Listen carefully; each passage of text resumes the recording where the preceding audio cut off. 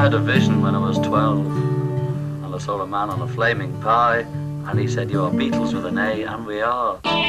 What is the anthology? It is the Beatles story. The Beatles Anthology is a collection of reminiscences by the individual members of the Beatles,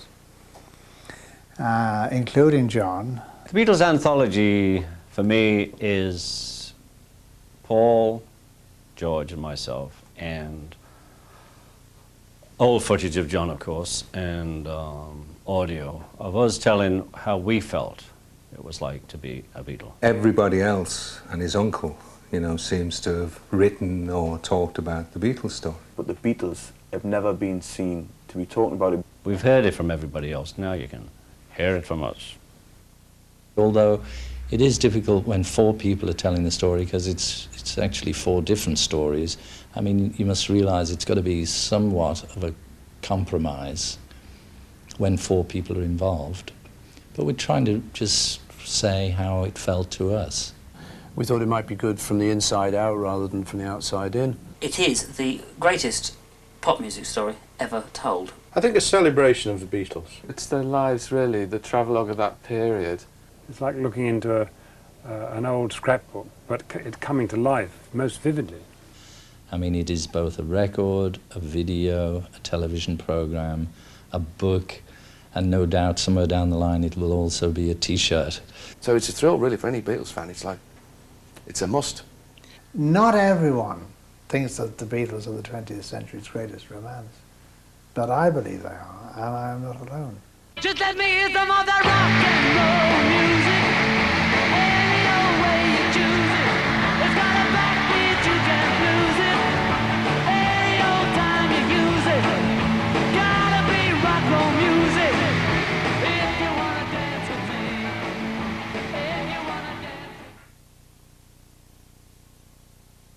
I enjoy telling the story because it's something you don't sit there thinking about all the time.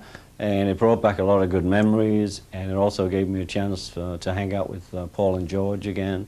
Yeah, it was fun. It was good because enough time had gone between 1969 and now. You know, the Beatles had gone away, and we'd all had enough time to breathe, and I think it was much easier to look at it now from a distance. It's just amazing to me because I'm still here, and it's me looking at that story. And it's a question of, is that me? Was that us? God, we were so young. Yesterday, love was such an easy game to play. Everybody's very passionate about it. It's a hell of a venture, really is. All right, Aston, right, good. Is that true? Well, evening wear, day wear. We were having to say, we've got to have a day off, man. From yesterday about it. With all his notes, apparently. One thing getting it, another one doing it. Hey, I've got it, shit. Because there were people who I had always either seen on the television or listened to their records, or people who I had wanted to be, you know.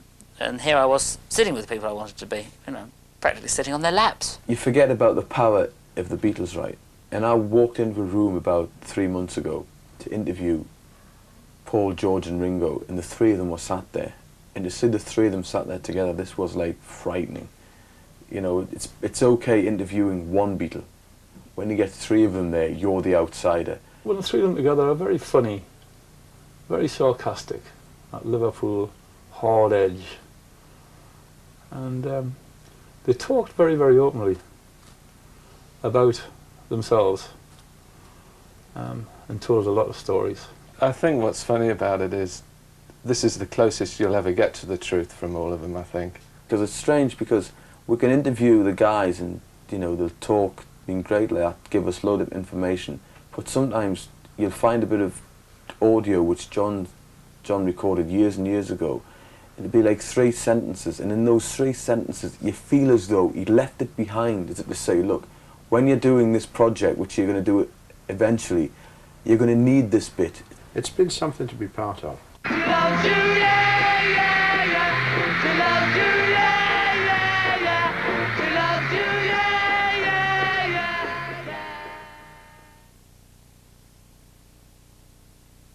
The main gist of it is, with the music, to find the most ancient Beatle music possible, and come in chronological order through the various other records we'd made, and bring it up to date, up to now.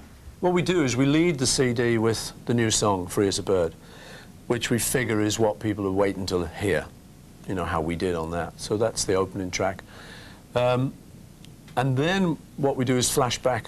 The first one's really exciting because there's a lot of stuff, you know, from old tape recorders of George, you know, George on some, but Paul and John messing around, you know, singing and playing guitars. And then it goes up, I think, into our Hamburg material that we recorded a couple of songs for Polydor.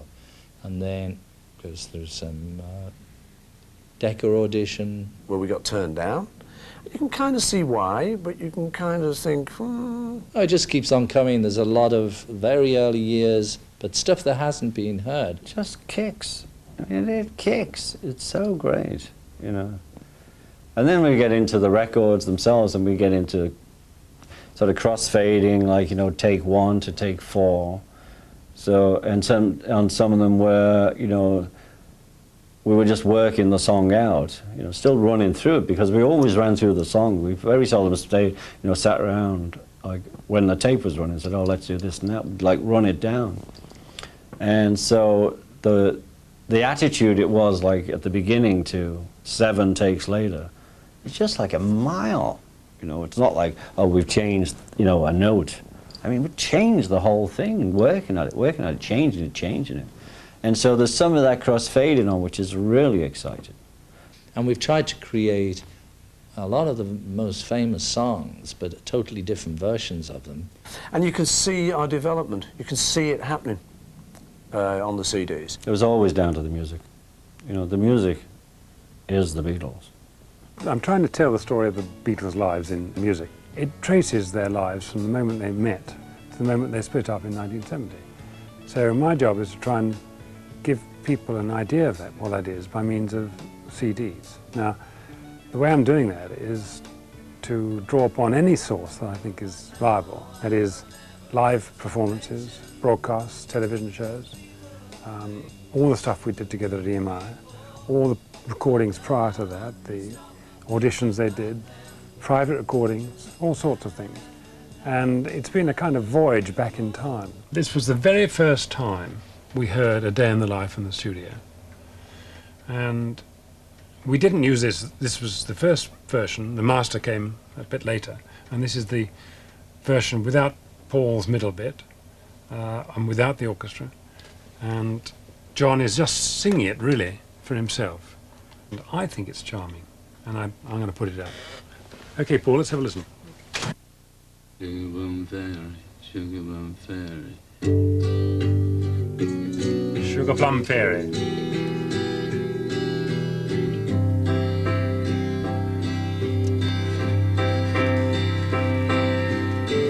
I read the news today, oh boy. You know, you went to see those movies with Elvis or somebody in it when we were still in Liverpool, and you'd see everybody waiting to see him, right? And I'd be waiting there too, and they'd all scream when he came on the screen, right? So we thought, that's a good job.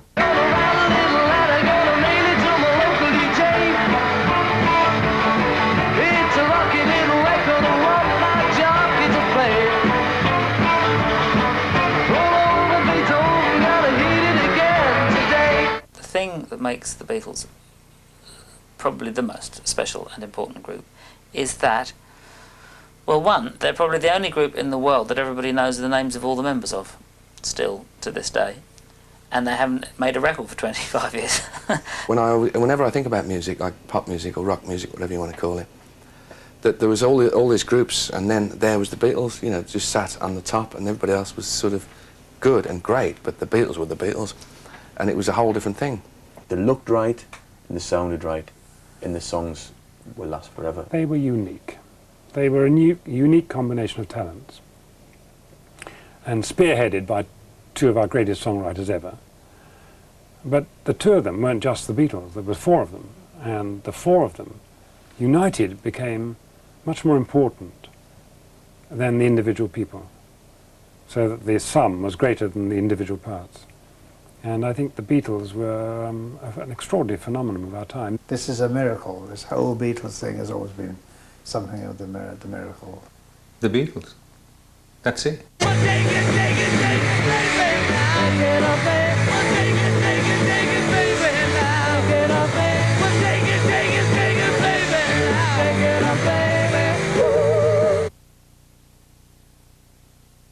We were just trying to improve all the time, and we'd listen to something that somebody else had done and we'd just try and beat it a bit. We'd try and beat what we were doing. Sitting on a cornflake, waiting for the van to come.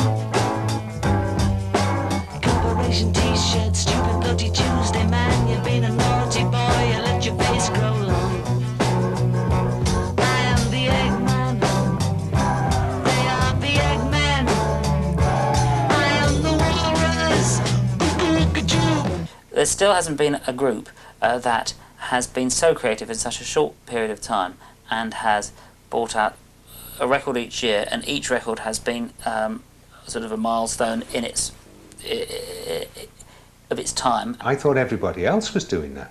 You know, I thought the Rolling Stones were doing that, Elton John, Dylan, you name it. They could all go into the studio and write 16 hit songs in 2 weeks and record them all, mix them, have an album cover, then go off on tour. Come back again in 4 months' time and do exactly the same thing, and you'd made a movie while in between. You know, I thought everybody was doing that, right? But it turns out that they weren't. The only people that were doing that were the Beatles, and in a sense they were the only people that were capable of doing that. Because they loved what they were doing so much and wanted to change music and the way music sounded. One of the strengths of the Beatles was the fact that they had eternal curiosity.